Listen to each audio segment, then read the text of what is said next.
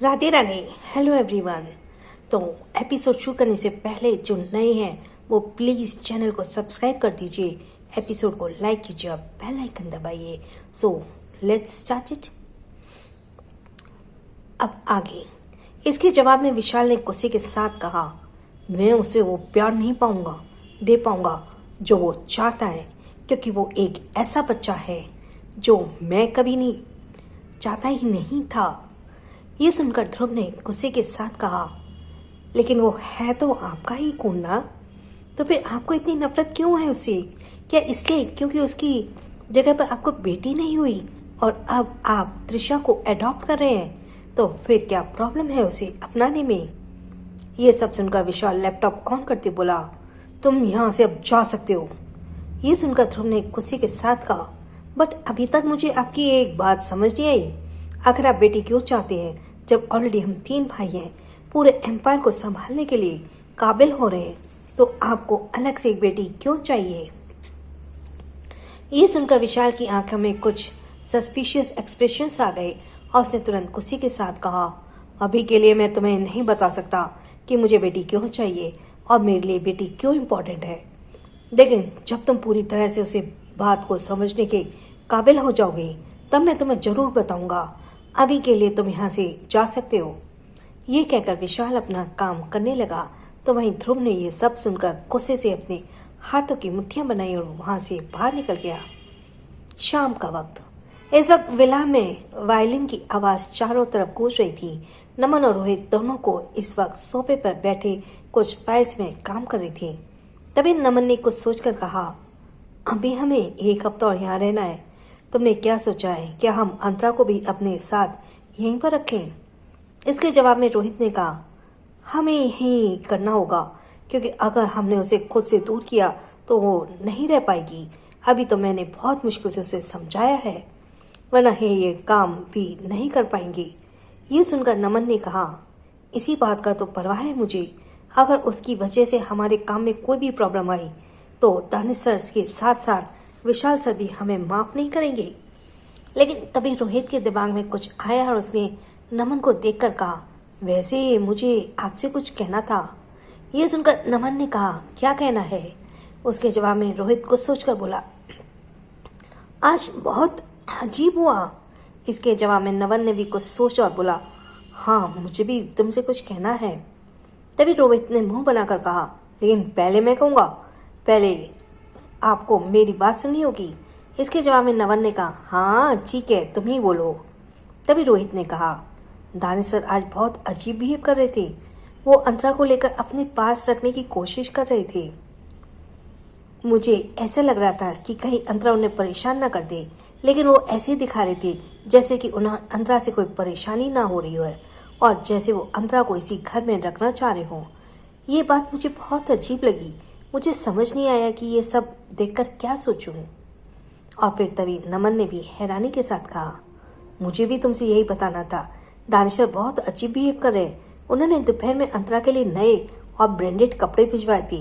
ये सब देखकर मैं बहुत हैरान था। मुझे समझ नहीं आ रहा था कि दानिश सर आखिर ऐसा क्यों बिहेव कर रहे हैं। ये सारी बातें सुनकर अब रोहित और नमन दोनों एक दूसरे को देखने लगे और फिर तभी रोहित ने कहा, हमें क्या करना चाहिए? क्या हमें अभी अंतरा को यहाँ से दूर कर देना चाहिए? क्योंकि मुझे इसकी बहुत फिक्र हो रही है। दानिश सर अभी भले ही छोटे हैं, लेकिन अभी से वे बहुत खतरनाक हैं और अंतरा बहुत मासूम। मुझे लगता है दानिश सर के आसपास अंतरा को नहीं रहने देना चाहिए। ये सुनकर नमन ने भी अपना सिर हिलाकर कहा, हाँ तुम बिल्कुल ठीक कह रहे हो। मैं भी यही सोच रहा हूँ। एक काम करते, आज रात को ही हम अंतरा को अपने विला भेज देंगे और वहाँ उसके लिए एक नैनी रख देंगे जो उसका ख्याल रखेगी। ये सुनते ही रोहित ने कहा, अच्छा आइडिया है, हम यही करेंगे। इसके जवाब में नमन ने भी अपना सर हिला दिया, लेकिन तभी वहां पर एक आवाज आई, क्या बात करें आप दोनों? उस आवाज को सुनते रोहित और नमन दोनों ही हड़बड़ा कर अपनी जगह से खड़े हुए, तो दानिश उस वक्त उनके तरफ ही बढ़ रहा था।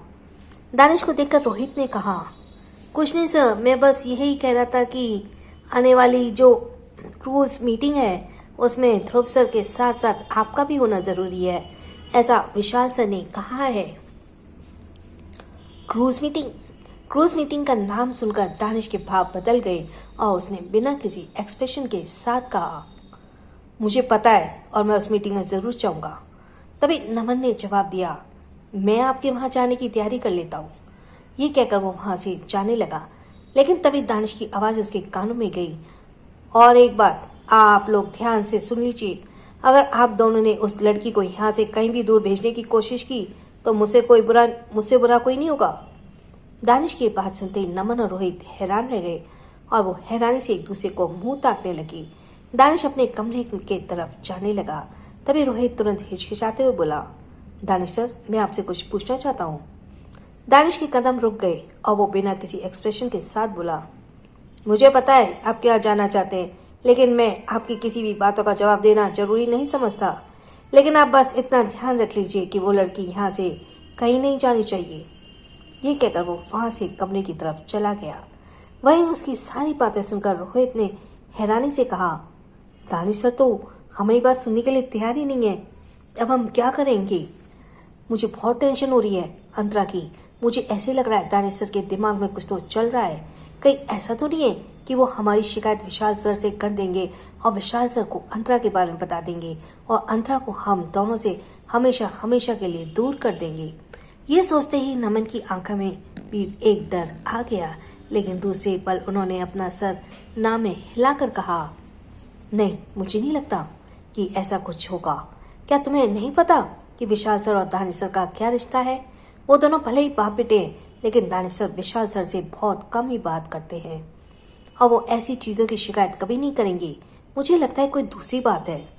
ये कहकर वो बाहर निकल गए तो वहीं रोहित ने मुंह बनाकर कहा, फिर ऐसी कौन सी बात हो सकती है? इधर दूसरी तरफ ओबरॉय पैलेस में इस गार्डन में सुरेखा, विवेक, रोली तीनों ही सोफे पर बैठे चाय पी रहे थे। तभी सुरेखा ने कहा, दानिश को घर आए 5 दिन हो गए, पता नहीं ये लड़का कब घर आएगा। इसके जवाब में रोली ने कहा, उसने तो मेरा फोन भी नहीं पिक किया। मुझे उससे बात करनी थी, पर वो शायद काम में बहुत ज्यादा बिजी हो गया है। ये कहते हुए उसके चेहरे पे उदासी थी। तो भाई विवेक ने कहा, रोली बेटा तुम फिक्र मत करो, मैंने विशाल से बात की है और विशाल ने कहा है कि वो दानिश को कल जरूर घर लेकर आएगा। इसके जवाब में रोलिनी ने नाराजगी के साथ कहा, मुझे आपके बेटे पर यकीन नहीं है। वो कभी ऐसी चीज नहीं करेंगे जिसमें मुझे खुशी मिले। मैं दानिश को आज बहुत दिनों से मिस कर रही हूँ, लेकिन उन्होंने एक बार भी दानिश को घर आने के लिए नहीं कहा। मुझे अच्छे से पता है उनके दिमाग में क्या चल रहा है, और अगर वो ऐसा सोचते हैं कि मुझसे दानिश को दूर रखकर वो मेरे और दानिश के बीच रिश्ते को खत्म कर देंगे, तो वो बहुत गलत सोच रहे हैं। दानिश मेरा बेटा है और हम दोनों के बीच कभी कोई रिश्ता खत्म नहीं होगा। ये कहकर रोली अपनी जगह से उठी और जाने लगी तो सुरेखा ने गुस्से के साथ कहा, तुम मेरे बेटे पर इल्जाम नहीं लगा सकती बहू। मेरा बेटा कभी तुम दोनों के रिश्ते को खत्म करने के बारे में नहीं सोचेगा। ये सुनते ही रोली रुक गई और सरकास्टिक होकर बोली, मॉम आपको क्या लगता है मैं ये बनी बनाई बातें बोल रही हूँ? क्या मुझे दिखाई नहीं देता कि विशाल जी क्या करने की कोशिश करते हैं? वो दानिश को सबसे बात करने देते हैं सिवाय मेरे। दानिश अभी इतना भी समझदार नहीं हुआ है, अभी उसमें एक तरह से बचपना है और इस उम्र के बच्चों को जो भी सिखाया जाएगा वो आगे चलकर इस तरह करेंगे जिस तरह दानिश को विशाल सीख दे रहे हैं। मुझे लगता है आगे चलकर वो उनसे भी आगे निकलेगा और शायद उनके ऊपर वो खतरा बन सकता है। ये सुनते ही सुरेखा ने गुस्से के साथ कहा, ये तुम क्या कह रही हो बहू? तुम्हें ऐसी बातें कहना शोभा नहीं देता। मानती हूँ तुम्हारे और विशाल के बीच रिश्ता ठीक नहीं है, लेकिन इसका ये मतलब नहीं तुम अपने पति को ऐसे कोसोगी। ये सुनते ही रोली ने अपने हाथों की मुट्ठियां बनाई और बोली, मैं अपने बेटे को कोस नहीं रही हूँ, बल्कि मैं तो सच्चाई बता रही हूँ। दानिश की अभी उम्र बिजनेस संभालने की नहीं है। अभी उनकी उम्र एक आम बच्चे वाली है, जहाँ वो स्कूल जाएगा, मस्ती करेगा, बच्चों के साथ ट्रिप पर जाएगा, खेलेगा, कूदेगा। लेकिन उसे आपके बेटे ने एक रोबोट बना दिया है। हर वक्त वो काम करता रहता है, उसके दिमाग में अभी सही सिर्फ और सिर्फ बिजनेस चलता है। वो बिजनेस माइंडेड हो चुका है। क्या आपको लगता है कि वो आगे चलकर आम इंसान की तरह रहेगा? बिल्कुल भी नहीं। ये सुनकर सुरेखा ने कहा, तो तुम क्या चाहती हो? क्या वो आम बच्चों की तरह बन जाए? जैसे आम बच्चे सिर्फ पढ़ाई करते हैं और माँ बाप के कहना मानते हैं। क्योंकि तुम्हें नहीं लगता कि विशाल जी जो कर रहा है दानिश के साथ वो अच्छा कर रहा है? इससे दानिश आगे चलकर इतना सक्सेस हो जाएगा कि दुनिया का हर एक इंसान उसके आगे अपनी नजर झुकाएगा। ये सुनकर रोली ने सरकास्टिक होकर कहा, वो तो अभी से ही लोग कहते हैं करते हैं, उसे देखकर सब अपनी नजर नीचे कर लेते हैं। लेकिन मैं नहीं चाहती मेरे बेटे का बचपन इस तरह से बिगड़े, और आपके बेटे मेरे बच्चों को बचपन बिगाड़ रहे हैं। दानिश आम बच्चों के जैसे नहीं है। वो छोटी छोटी बात पर गुस्सा करता है। हमेशा गुस्सा उसकी नाक पर रहता है। वो कभी मुस्कुराता नहीं है। उसको मुस्कुराए तो जैसे सदियां बीत गई हैं। अब आपके बेटे क्या हासिल कर रहे हैं ये सब कुछ करके? क्या आपने कभी इसके बारे में सोचा? क्या आपको नहीं लगता दानिश को इस तरह फैमिली से दूर रखना कितने खतरनाक हो सकता है? इस उम्र में बच्चों को माँ बाप के सपोर्ट की जरूरत होती है और माँ बाप के प्यार की जरूरत होती है। लेकिन इन सब के बावजूद दानिश को पूरी फैमिली से दूर रखा गया। ये कहते हुए रोली के चेहरे पर अब गुस्सा आ चुका था। वो वहीं सुरेखा अब ये सब सुनकर चुप हो गई थी। विवेक भी ये सब सुनकर खामोश थे।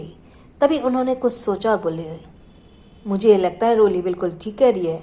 दानिश अभी से ही बहुत मैच्योर हो चुका है, जबकि ऐसा नहीं होना चाहिए।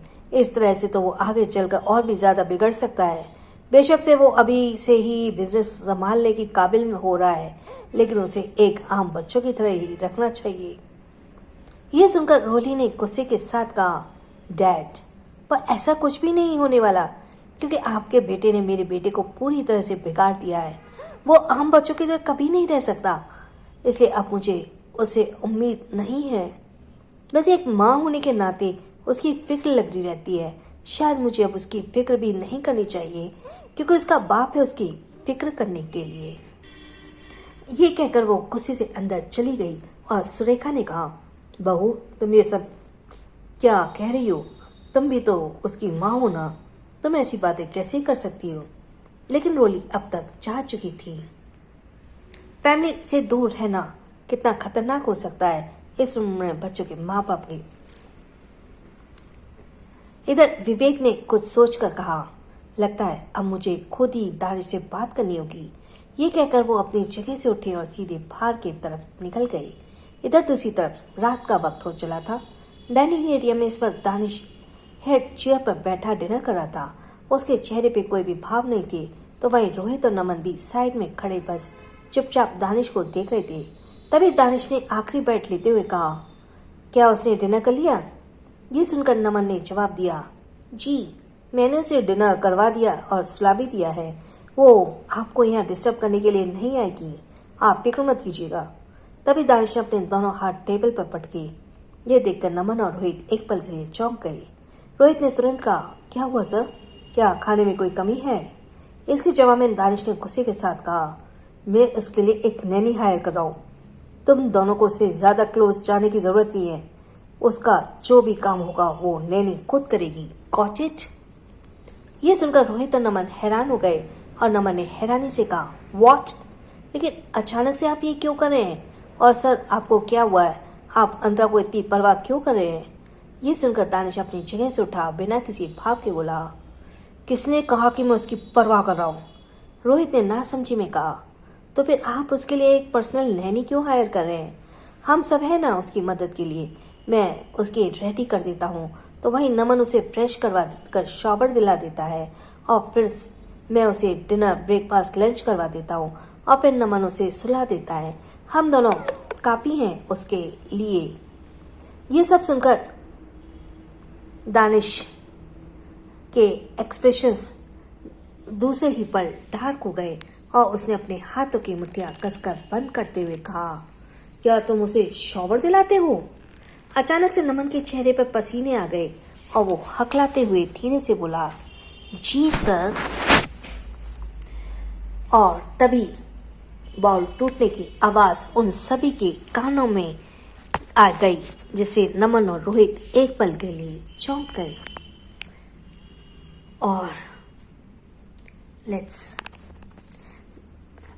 रोहित ने तुरंत कहा, क्या हुआ सर? क्या खाने में कोई कमी है? इसके जवाब में दानिश ने गुस्से के साथ कहा, मैं उसके लिए एक नैनी हायर कर रहा हूं। ये शायद रिपीट हो रहा है थोड़ा सा।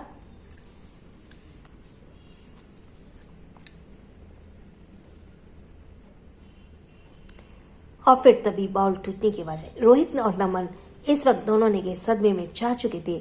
उन्हें समझ ही नहीं आया कि आखिर दानिश इस वक्त किस बात के गुस्सा दिखा रहा है। वो दोनों हकलाते हुए धीरे से बोले, क्या दानिश सर पागल हो गए? ये इस तरह क्यों जता रहे हैं जैसे कि हमने बहुत बड़ा गुनाह कर दिया हो? तभी रोहित ने कहा, क्या ये अपनी मेडिसिन नहीं ले रहे हैं? आजकल विशाल सर ने कहा था कि हमें इनका अच्छे से ख्याल रखना है और अगर इन्होंने अपनी मेडिसिन नहीं ली होगी तो प्रॉब्लम हो सकती है। इनका गुस्सा किसी के कंट्रोल में नहीं आएगा। शायद हमने बहुत बड़ी गलती कर दी। तभी नमन ने याद करते हुए कहा, लेकिन मुझे तो अच्छे से याद है, मैं हर रात उन्हें मेडिसिन खुद अपने हाथों से देता हूँ और ये खा भी लेते हैं। लेकिन अभी ये जिस तरह गुस्सा दिखा रहे हैं मुझे कुछ समझ नहीं आ रहा है। आखिर ये गुस्सा किस बात पर है? तभी दानिश ने दांत पीस कर कहा, जवाब दीजिए मुझे, क्या आप दोनों ने उसे अपने हाथों से शॉवर दिलाया? ये सुनते ही अब नमन ने खुद को संभाला और गहरी सांस लेकर बोला, दानिश सर, एक्चुअल में वो अभी बहुत छोटी है और हम उसे अपनी बेटी की तरह ट्रीट करते हैं। अभी जल्दबाजी में हमें कोई नैनी उसके लिए नहीं मिल रही थी, इसलिए हमें खुद ही उसका सब करना पड़ा। लेकिन हम वादा करते हैं, जैसे ही हम उसे अपने विला लेकर जाएंगे वैसे ही हम उसके लिए एक नैनी रख लेंगे और वो ही उसका अच्छे से ख्याल रखेगी। प्लीज आप शांत हो जाइए। यह सुनकर दानिश ने टेबल पर अपनी पकड़ कस दी और दांत पीसकर बोला, कुछ ही देर में नैनी आने वाली है, उसे तुम अपने साथ लेकर जाओ और आज के बाद वही उसका सब कुछ करेगी। तुम सबको उसे छूने की जरूरत नहीं है। यह सुनकर अब रोहित और नमन दोनों ही हैरान रह गए और दानिश गुस्से के साथ वहां से चला गया। रोहित ने हैरानी से कहा, दानिश सर ने अभी इतनी रात को नैनी को बुलाया? क्या ये पागल हो गए? आखिर ये ऐसा क्यों कर रहे हैं? इन्हें अंतरा में इतना फर्क क्यों पड़ रहा है? अंतरा सी, जबकि उसने तो सिर्फ और सिर्फ उन्हें परेशान किया है। तभी नमन ने कुछ सोचकर कहा, मुझे लगता है कुछ तो गड़बड़ है या फिर कुछ बुरा होने वाला है। ये सुनकर रोहित ने मुंह बनाकर कहा, अब इससे बुरा क्या होगा? मुझे तो पहले ही डर लग रहा है। अब तुम और मुझे मत डराओ और अब चलो, क्योंकि कुछ ही देर में नैनी आने वाली होगी। हमें उसे सब कुछ समझाना भी होगा। अब तो मुझे अंतरा को छूने में भी डर लग रहा है। ये सुनकर नमन ने भी कहा, हाँ सच कहो तो मुझे भी उसे छूने में डर लग रहा है। अब मुझे हर पल यही डर लगेगा, कहीं दानिश सर इस बात को लेकर भी गुस्सा ना हो जाए कि हमने उसे छुआ था। इसके जवाब में रोहित बाहर आते हुए बोला, जल्दी से ये काम खत्म हो जाए। एक बार हम अगर अंतरा को अपने घर लेकर चले गए ना तो ऐसी कोई प्रॉब्लम नहीं होगी। तब दानिश सर हमें वहां देखने नहीं आएंगे और हम क्या कर रहे हैं क्या नहीं। और वैसे भी हम उसके साथ कभी कुछ गलत नहीं करेंगे। हम उसे अपनी बेटी की तरह ट्रीट करते हैं। नमन ने उसके पीछे जाते हुए बोला, हाँ तुम बिल्कुल ठीक कह रहे हो, लेकिन दानिश सर को ये बात पता नहीं क्यों समझ नहीं आ रही है। ये कहकर वे दोनों ही वहां से निकल गए। इधर दानिश इस वक्त बालकनी की काउच पर बैठा हुआ था। उसके हाथ में गिटार था और वो चांद को देखकर गिटार बजाने लगा। उसके चेहरे पे कोई भी एक्सप्रेशंस नहीं थे, लेकिन आंखें बंद करते ही उसके चेहरे के सामने अंतरा का छोटा सा चेहरा आ गया।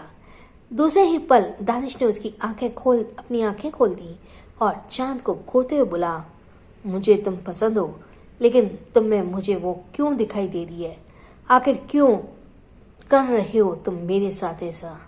लेकिन वो आज मुझे तुमसे भी ज्यादा खूबसूरत दिखाई दे रही है। ये कहते हुए दानिश वहीं अपने दोनों हाथों को फैलाकर काउच पर लेट गया। चांद की रोशनी इस वक्त उसके चेहरे पे पड़ रही थी और उसका चेहरा और भी ज्यादा अट्रैक्टिव लग रहा था। तभी वहां पर एक आवाज आई, मेरे भाई कब तक ऐसी हालत में रहोगे? मेरी बात मानो, घर चलो मेरे साथ। उस आवाज को सुनते ही दानिश के एक्सप्रेशंस बदल गए। उसने अपनी आंखें खोली तो ध्रुव इस वक्त दीवार से टेक लगाए खड़ा उसे घूर रहा था। इस आवाज को सुनते ही दानिश के एक्सप्रेशंस बदल गए। उसने अपनी आंखें खोली। ध्रुव दीवार से टेक लगाए खड़ा था। ध्रुव को देखकर दानिश की आंखें गहरी सांस लेकर कहा, भाई आप यहाँ क्या कर रहे हैं? इसके जवाब में ध्रुव उसके पास आया और बैठ गया और वो दानिश को ध्यान से देखकर बोला, अगर इसी तरह अकेले रहोगे तो अकेले रहने की आदत हो जाएगी और फिर तुम्हें लोग पसंद नहीं आएंगे, ना ही लोगों की भीड़ पसंद आएगी। उसके जवाब में दानिश ने कहा, अकेले रहने की आदत तो हो गई है मुझे भाई, अब ना तो मुझे लोग पसंद है और ना ही लोगों की भीड़। ये सुनकर ध्रुव उसे ध्यान से देखकर बोला, आर यू श्योर? क्या तुम वाकई अभी से घर वापस नहीं आओगे? उसके जवाब में दानिश ने कहा, नहीं। ध्रुव ने कहा, लेकिन मॉम तुम्हारे लिए परेशान है। दानिश ने सर्द आवाज में कहा, उनसे कह दीजिए वो मेरे लिए परेशान ना हो, मैं बड़ा हो चुका हूँ, मैं अपनी केयर खुद से कर सकता हूँ। तभी ध्रुव ने जवाब दिया, लेकिन वो हमारी मॉम है, हम जितने भी बड़े हो जाएं वो हमारी फिक्र करेंगी। इसके जवाब में दानिश ने गुस्से के साथ कहा, उन्हें कब से मेरी फिक्र होने लगी भाई, उन्हें अपने छोटे बेटे की फिक्र करनी चाहिए। इस वक्त उन्हें अपने छोटे बेटे की बहुत ज्यादा जरूरत है। मैं तो वैसे भी अब बड़ा हो चुका हूँ, इसलिए उनसे कह दीजिए कि वो मेरी झूठी फिक्र दिखाना बंद कर दें। ये कहकर वो गुस्से से उठा और अंदर जाने लगा। वहीं ध्रुव ने गहरी सांस लेकर बोला, दानिश तुम गलत सोच रहे हो, मॉम कभी हम तीनों के बीच भेदभाव नहीं करती, वो हम तीनों को बराबर प्यार करती है। ये सुनकर दानिश ने अपने हाथों की मुट्ठियां बंद करते हुए कहा, भाई मुझे अच्छे से पता है मॉम हम तीनों भाइयों के साथ क्या करती हैं, इसलिए आपको कुछ भी बताने की जरूरत नहीं है। अगर आपको नहीं पता तो मैं बता दूं कि उनके लिए उनका सबसे छोटा बेटा ही मायने रखता है। मुझे तो उन्होंने पहले ही पराया कर दिया, इसलिए मैं खुद ही उन सब से दूर हो गया और अब यहाँ मुझे लगता है इसलिए अच्छा लगता है, इसलिए अब मैं उन सब से कह दीजिएगा कि बिना मेरी परमिशन के यहाँ कभी ना आए। ये कहकर वो सीधा वॉशरूम में चला गया। ध्रुव उसकी सारी बातें बस सुनता रह गया। अगला दिन सुबह का वक्त था और इस वक्त अंतरा मुंह फुलाकर सोफे पर बैठी हुई थी। रोहित और नमन उसके आगे पीछे ब्रेकफास्ट लेकर दौड़ रहे थे, लेकिन अंतरा ब्रेकफास्ट खाने से मना का नाम नहीं ले रही थी। तभी नमन ने गहरी सांस लेते हुए कहा, बेटा हमें माफ कर दो, हम आज तुम्हें एम्यूजमेंट पार्क लेकर नहीं जा पाएंगे, हमें ऑलरेडी बहुत सारा काम है, लेकिन हम वादा करते हैं नेक्स्ट वीकेंड हम आपको जरूर एम्यूजमेंट पार्क लेकर जाएंगे।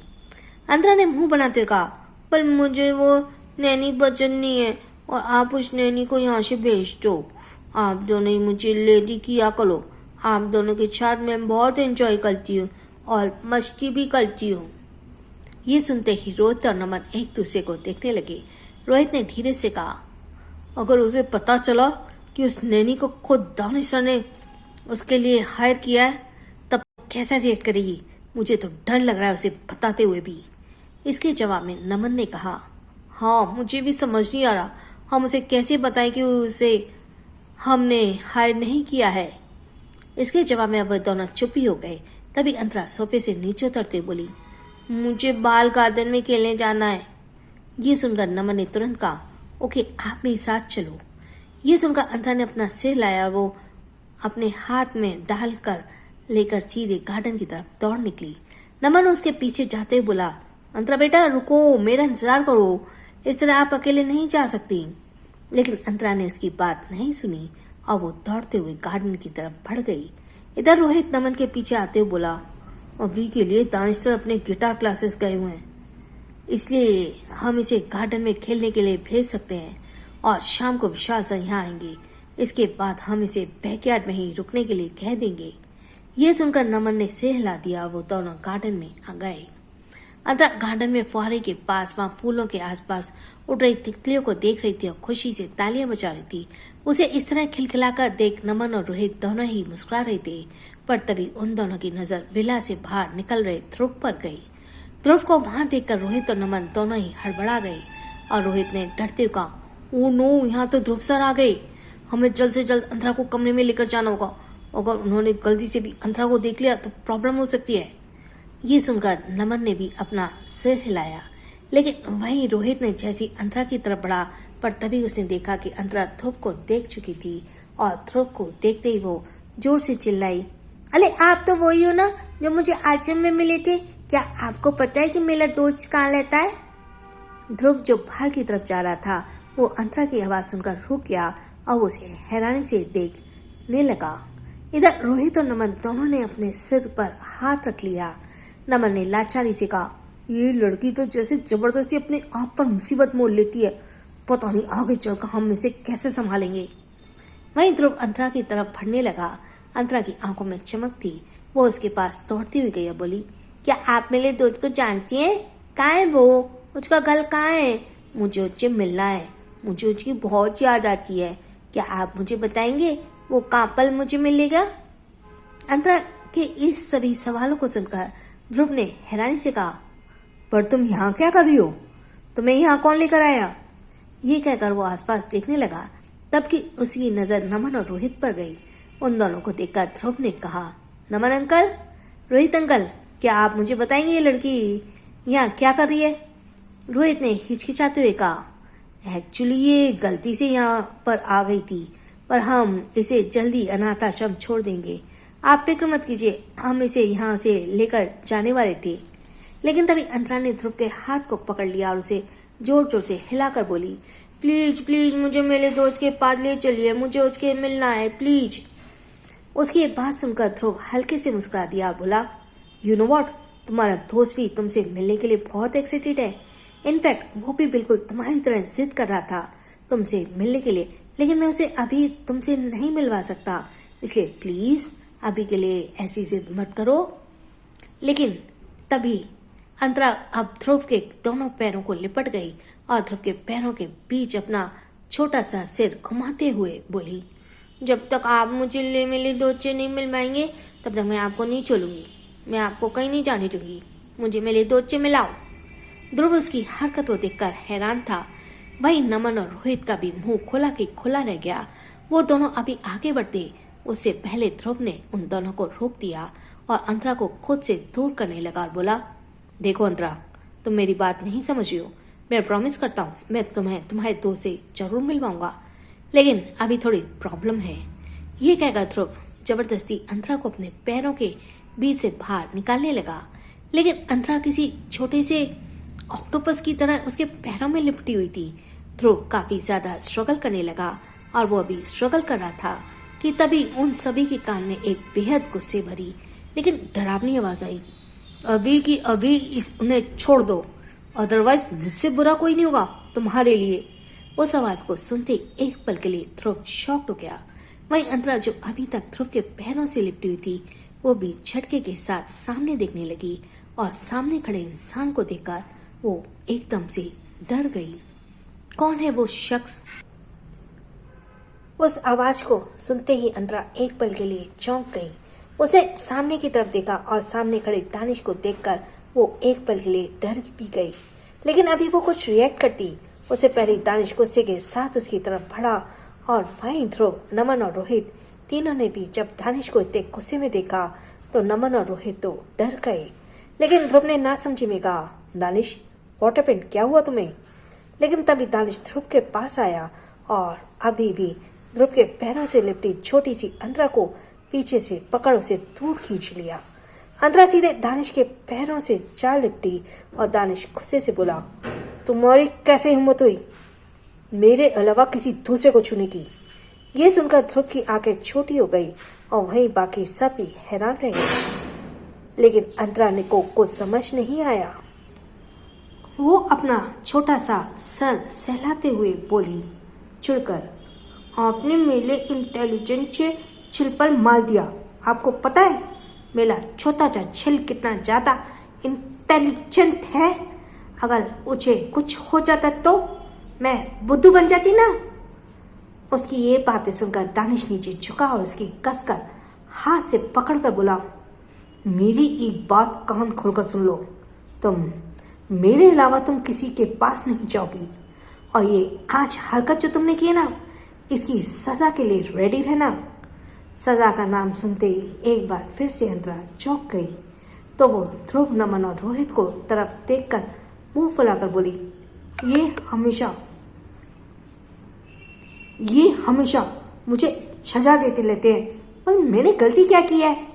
तभी ध्रुव ने दानिश को इतने गुस्से में देखकर कहा, दानिश पहले तुम शांत हो जाओ, तुम्हें क्या हुआ, तुम इतने गुस्से में क्यों दिख रहे हो?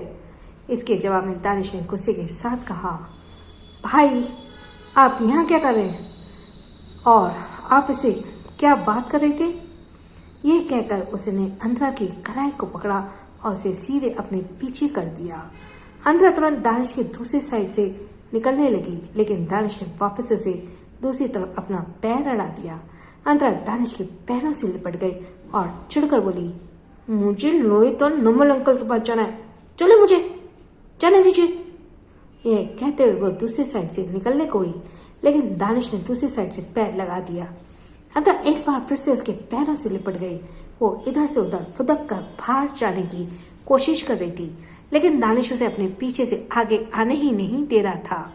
और ये सब कुछ रोहित नमन बस चुपचाप देख रहे थे।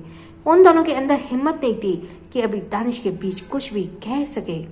तो वहीं ध्रुव ने नासमझी में कहा, दानिश मुझे बताओ कि आखिर क्या हुआ है और ये यहाँ पर क्या कर रही है, क्या तुम इसे जानते हो? इसके जवाब में दानिश ने बिना किसी भाव के कहा, यही सवाल तो मैं आपसे पूछना चाहता हूँ, क्या आप इस लड़की को जानते हो? ये सुनकर ध्रुव ने अब अंतरा को देखने की कोशिश की, लेकिन दानिश ने उसे अंतरा को पूरा अपने पीछे छुपा लिया, जिसे चाहकर भी ध्रुव ने उसे देख नहीं पाया। फिर वो बोला, हाँ मैं इसे जानता हूँ, एक्चुअली ये अनाथ आश्रम में रहती है। जब हम उस दिन फंक्शन में गए थे तब मेरी इससे मुलाकात हुई थी। यह सुनते ही दानिश के हाथों की मुठ्ठियां बंद हो गई। उसने बिना किसी भाव के कहा, लेकिन अब आपको इससे मिलने की जरूरत नहीं है, क्योंकि अब ये अनाथ आश्रम में नहीं रहती बल्कि इस घर में रहती है। ये सुनते ही ध्रुव शॉक्ड हो गया, तो भाई नमन और रोहित भी हैरान हो गए। नमन ने तुरंत घबराते हुए कहा, दानिश सर ये क्या कह रहे हैं? क्या इन्हें पता नहीं है कि अगर ध्रुव सर ने विशाल सर के इस बारे में बता दिया तो कितनी बड़ी मुसीबत आ सकती है? तभी रोहित ने कहा, हाँ दानिश सर पता नहीं क्या सोच है, ये सब कुछ कह रहे हैं, लेकिन मुझे बहुत डर लग रहा है। तभी ध्रुव ने हैरानी से कहा, लेकिन दानिश ऐसा कैसे हो सकता है? ये लड़की कहाँ पर यहाँ कैसे रह सकती है? ये तो अनाथ आश्रम में थी ना, तो फिर यहाँ कैसे आई? इसके जवाब में दानिश ने बिना किसी एक्सप्रेशन के कहा, बस आप इतना जान लीजिए कि ये लड़की अब यहाँ रहती है और इससे आप किसी का कोई लेना देना नहीं है। जब तक ये आश्रम में थी तब तक सभी से मतलब रखते थे, लेकिन अब जब ये मेरे घर में है तो इसे सिर्फ इकलौता मैं मतलब रखूंगा। अब आप यहाँ से जा सकते हैं। ये कहकर वो पीछे मुड़ा और अंतरा जो अपने दोनों हाथों से अपने छोटे से सिर पर सींग बनाकर दानिश की तरफ लड़ने के लिए दौड़ रही थी, पर दानिश के पीछे मुड़ते उसका सिर दानिश के पैरों से टकराया। दानिश ने टकराते ही वो तुरंत जमीन पर गिर गई और अपने सिर को जोर जोर से पकड़कर चिल्लाते बोली, हो लग गई, मुझे लग गई, हाँ लग गई। ये कहकर वो अपने सिर को जोर जोर से सहलाने लगी, तो दानिश नीचे झुका उसे जबरदस्ती अपनी गोद में उठाकर बोला, तुम्हें बाद में बताता हूँ, अभी तुम मेरे साथ चलो। ये कहकर वो उसे जबरदस्ती अंदर लेकर जाने लगा, तो वहीं ध्रुव ये सब कुछ बस खामोशी से देख रहा था। लेकिन जब नमन और रोहित ने दानिश को अंतरा को ले जाते देखा तो वो दोनों जल्दबाजी के साथ आगे आए और फिर रोहित ने कहा, दानिश सर लाइए इसे मुझे दे दीजिए, मैं इसे घर लेकर जाता हूँ, ये आपको परेशान नहीं करेगी। लेकिन दानिश अपने गुस्से भरी नजर से रोहित को घूरने लगा। एक सेकंड के लिए रोहित दानिश की नजरों को देखकर चुप हो गया, लेकिन नमन ने हिम्मत के साथ कहा, दानिश सर ये आपको सच में परेशान कर देगी, लाइए इसे मुझे दे दीजिए, मैं इसे अभी के अभी घर लेकर चला जाऊंगा। दानिश ने नमन को भी गुस्से से घूरते कहा, क्या मैंने आप दोनों से हेल्प मांगी? ये सुनकर नमन और रोहित दोनों ने अपना सर ना में हिला दिया। दानिश ने दांत पीस कर कहा, तो फिर क्यों आप दोनों मेरी हेल्प करना चाहते हैं? अभी के अभी चले जाए यहाँ से, मैं इसे अकेले हैंडल करूंगा। ये कहकर वो गुस्से से अंतरा को लेकर वहां से अंदर की तरफ चला गया, तो वही अंतरा जोर जोर से चिल्लाते बोली, बचाओ मुझे, बचाओ बचाओ बचाओ मुझे।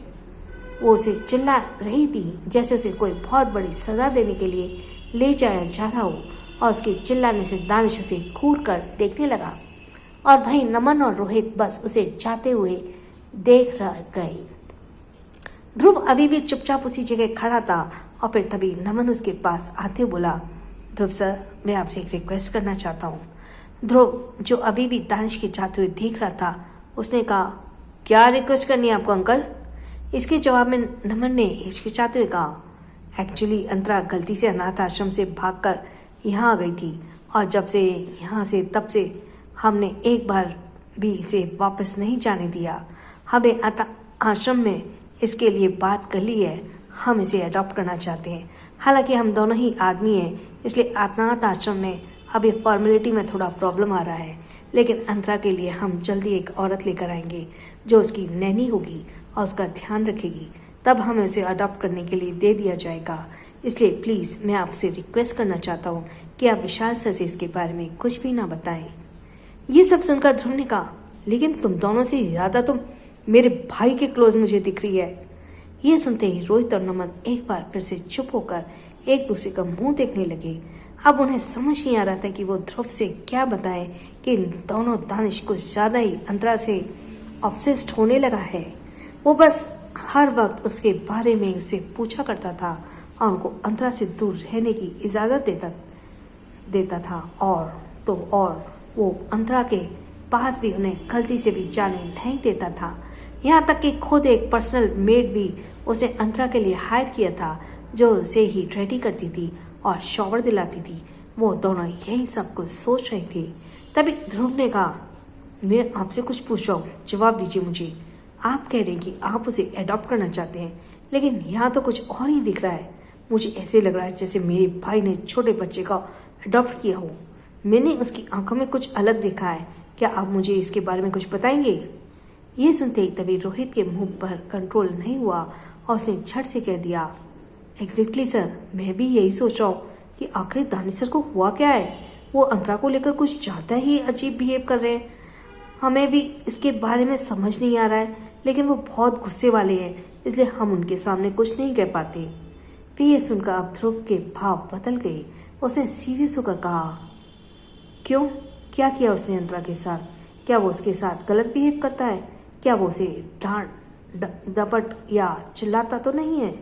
ये सुनते ही नमन ने तुरंत अपना सर नाम में हिलाते हुए कहा, नहीं नहीं, वो ऐसी कोई बात नहीं करते हैं, बल्कि वो तो उनकी केयर से ज़्यादा एक्स्ट्रा केयर करती है।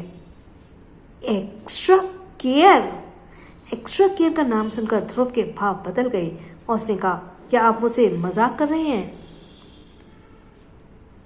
तो पास में गलती से ये सुनकर रोहित ने कहा, नहीं नहीं सर, हम आपसे क्यों मजाक करेंगे, बल्कि हम बिल्कुल सच कह रहे हैं। इसके जवाब में ध्रुव ने कहा, लेकिन ये इम्पॉसिबल है। वो खुद की केयर नहीं कर पाता तो वो किसी दूसरे बच्चे की, और वो भी छोटे बच्चे की, कैसे करेगा? इनफैक्ट अंतरा के बराबर हमारा खुद का एक छोटा भाई है। दानिश उसके भी इतना क्लोज नहीं है। वो घर बहुत कम आता है और वो आता भी है तो जल्दी चला जाता है। वो दृश्यम के साथ भी ज्यादा वक्त नहीं बिताता। तो फिर मैं कैसे यकीन कर लूं इस छोटी सी अनजान बच्ची को एक्स्ट्रा केयर करता होगा?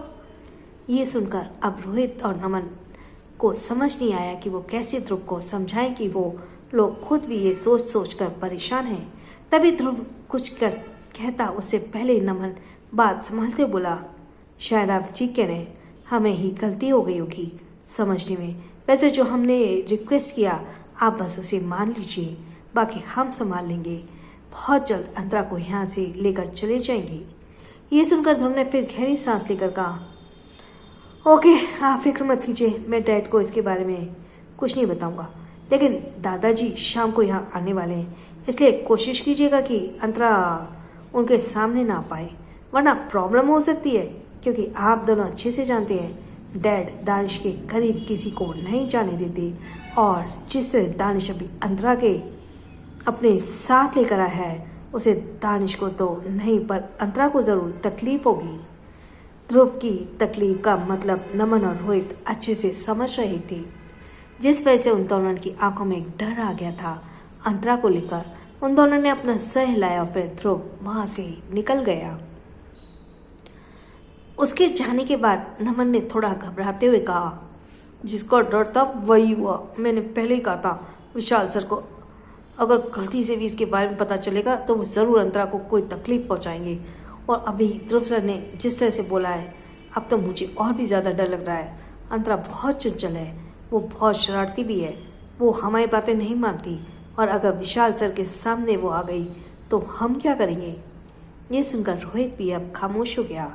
इधर दूसरी तरफ कमरे में इस वक्त अंतरा उसे बड़े से मास्टर बेड पर इधर से उधर कूद रही थी और कूदते हुए जोर जोर से चिल्लाते बोली, मुझे अभी की अभी यहाँ से बाहर निकालो, मुझे यहाँ नहीं लेना, मुझे जाने दो। वो बेड को बिल्कुल तहस नहस कर चुकी थी तो वहीं सोफे पर दानिश बैठा बस उसे चुपचाप घूरे जा रहा था।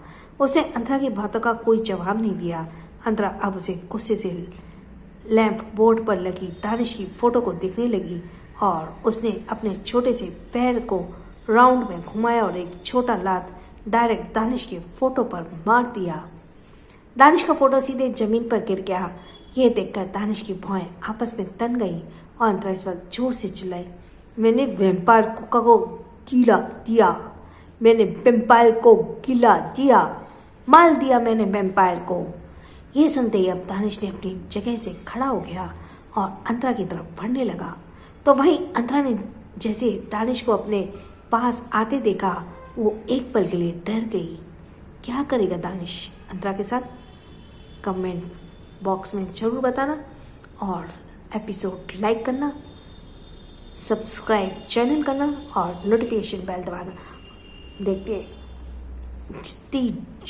अगर आपने 50 भी आपने लाइक्स दे दी ना, मैं जल्दी से नेक्स्ट एपिसोड लेकर आऊँगी। इसके साथ ही थैंक्स फॉर लिस्निंग। छोटों को प्यार, बड़ों को सम्मान, राधे राधे।